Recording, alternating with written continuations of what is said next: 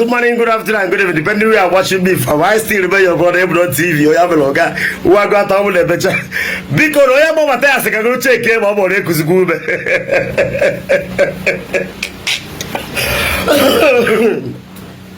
Oyamo Matthias. Jelu check him on Ekuzugube because he was able to Bataban there. Because check him on Ekuzugube.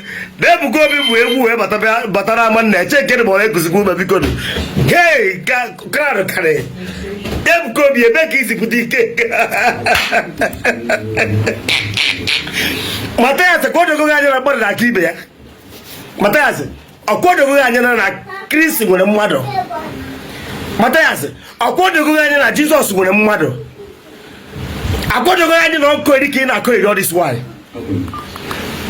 quarter of a oh, wait, Johnny. Oh, no, 5 million na family. Owe no so get winye pro no ku na we dey ka Jesus. Ndo so about 4,999,000 na ku na enwe Jesus. O do ba anya na ara na. O do ba onye isi ga akpaka onu. Owunu the 5 million na family. Owunu so na ge ma pro na Jesus adro. Ndo so sira Jesus dey. Oputa dey ka mmadu 4 million so te we mara ife. O do ga anya no opu ke na apuzi. But that's all the guy here. I told you about Catalogue. All the guy of get up.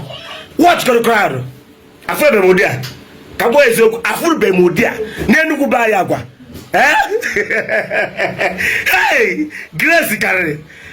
Gracie Carey. Oh, I'm my task to check it about the cow. I'm about to give you about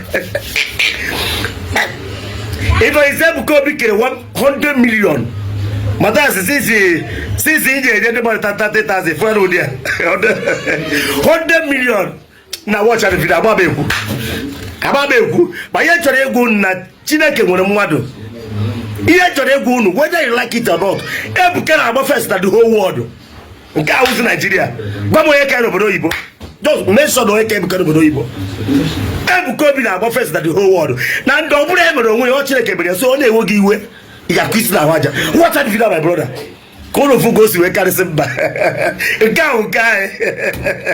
can't want to live on TV. I got all the better. What have you done?